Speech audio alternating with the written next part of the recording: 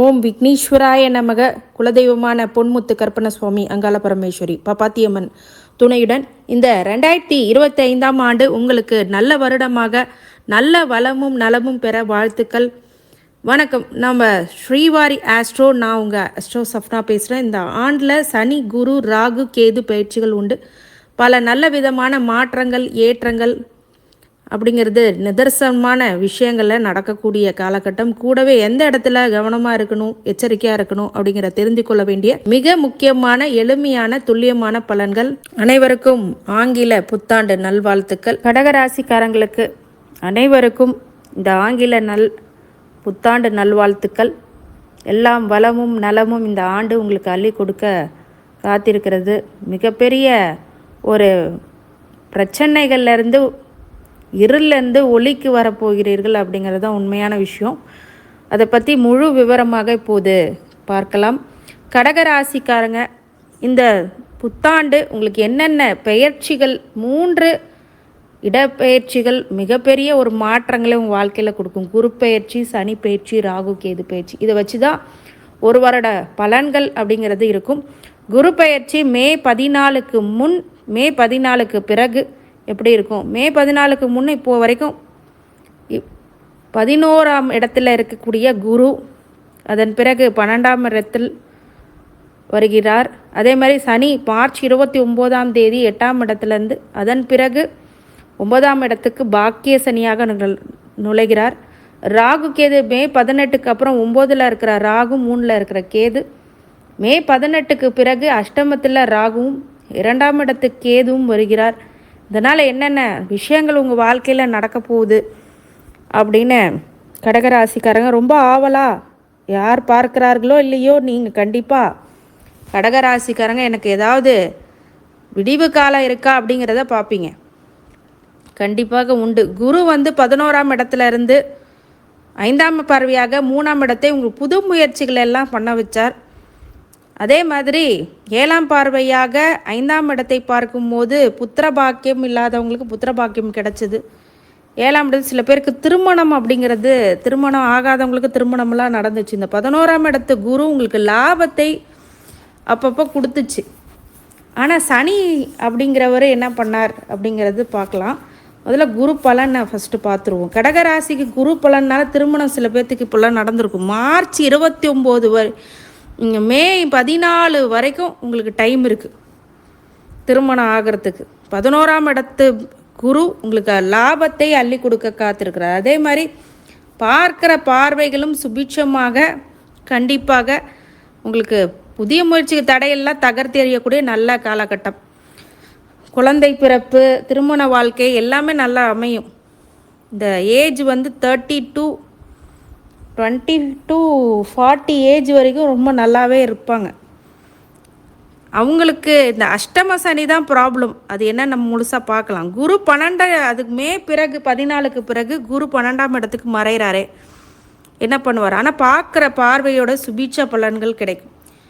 4ஆம் இடத்தை பார்க்குறார் மே 14க்கு அப்புறம்.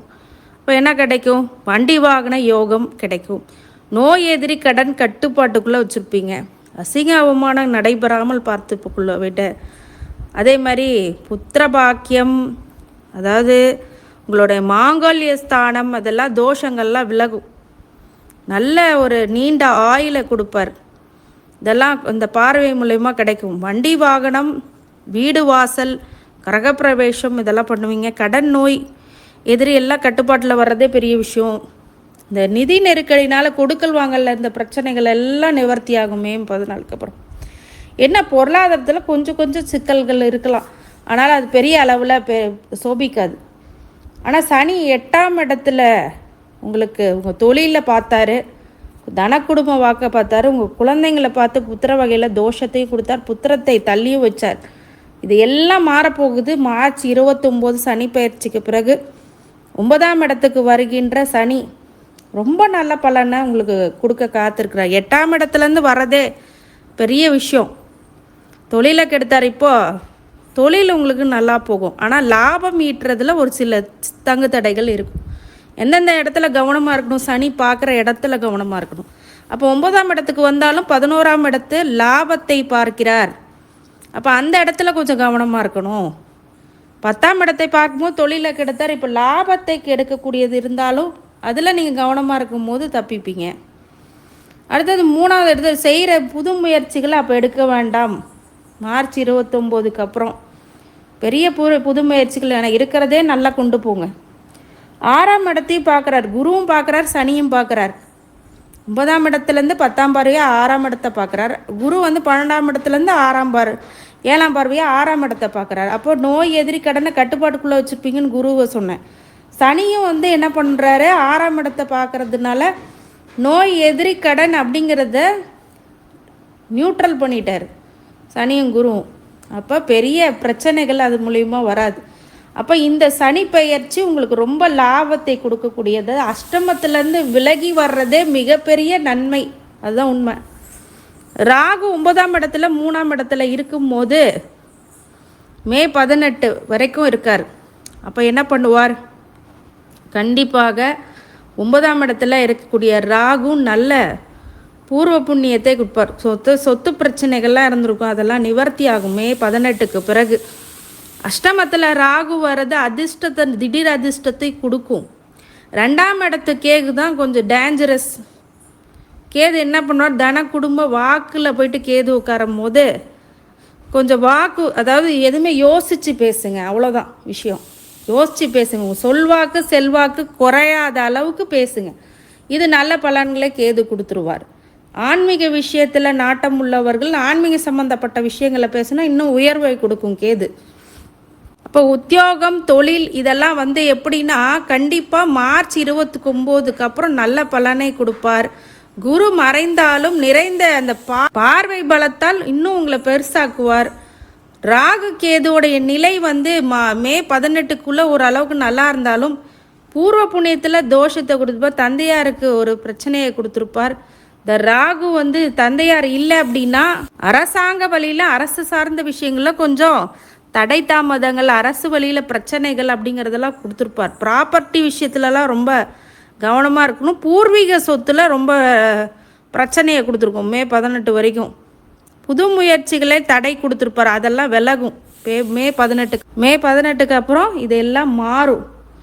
8ஆம் இடத்துல 2ஆம் இடத்துல இருக்கிற கேது, 2ஆம் இடத்துல உள்ள மே 18க்கு அப்புறம் 8ஆம் இருக்கிற ராகும் இந்த கேதுவும் 2ஆம் இடத்து கேதுவும் தான் கொஞ்சம் ஜாகிரதையாக இருக்கணும்.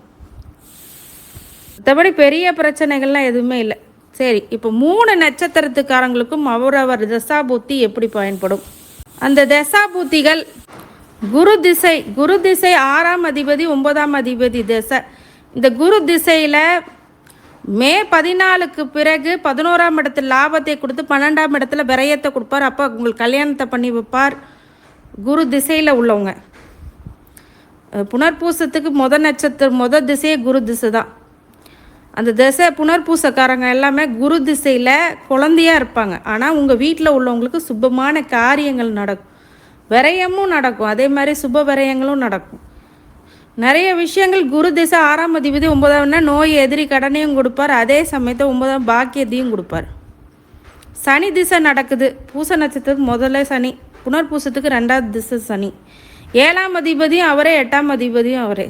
கல்யாணத்தையும் கொடுப்பார், பிரச்சனையும் கொடுப்பார். இப்போ சனி வந்து அஷ்டம சனிலேருந்து மீண்டு வரார், அது ஒரு மிகப்பெரிய ப்ளஸ் பாயிண்ட் சனி திசைக்கு.